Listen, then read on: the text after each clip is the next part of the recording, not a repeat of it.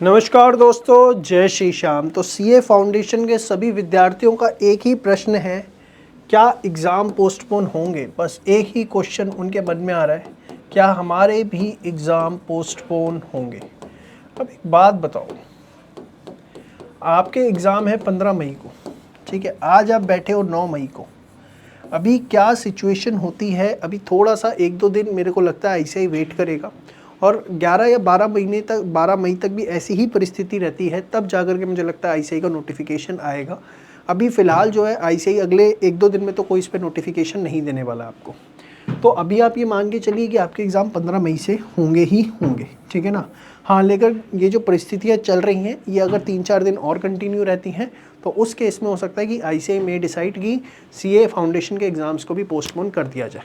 लेकिन अभी सब स्पेकुलेशन है, कोई भी कुछ भी कहता है, तो चाहे मैं ही कुछ कह रहा हूँ, सब स्पेकुलेशन है। जब तक आईसीएआई का ऑफिशियल नोटिफिकेशन नहीं आता है तब तक आप अपनी तैयारी जो है उसी तरीके से करिए जिस तरीके से आप कर रहे हैं।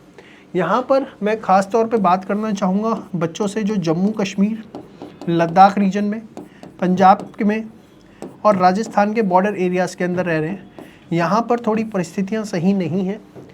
जो इतना मेरी अपने कुछ लोगों से बात हुई है जो इन इलाकों में रहते हैं कि भाई मिसाइल्स जो है हवा में उड़ते हुए दिख रहे हैं, बड़ी क्लियर आवाज़ आ रही है मिसाइल्स की फटने की, और सायरन जो है वो बड़े फ्रिक्वेंटली बज रहे हैं।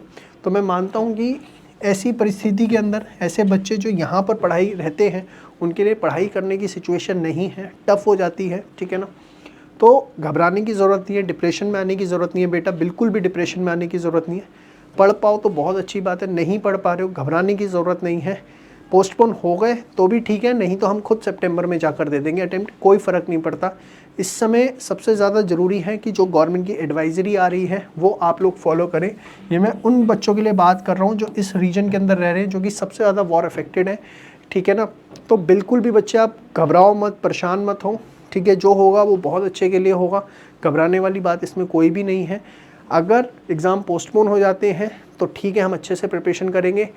नहीं हो पाते हैं, सिचुएशन नॉर्मल हो जाती है 1-2 दिन के अंदर, तो हम अपना कमबैक कर लेंगे और सब कुछ हमारे फेवर में नहीं भी जाता है तो कोई दिक्कत परेशानी वाली बात नहीं है। 2 महीने बाद फिर अटेम्प्ट होगा, सितंबर दे लेंगे। लेकिन आपके लिए सबसे पहली चीज़ मैं बता रहा हूँ, सबसे ज़्यादा इंपॉर्टेंट है कि जो गवर्नमेंट की एडवाइजरी आ रही है वो फॉलो करें।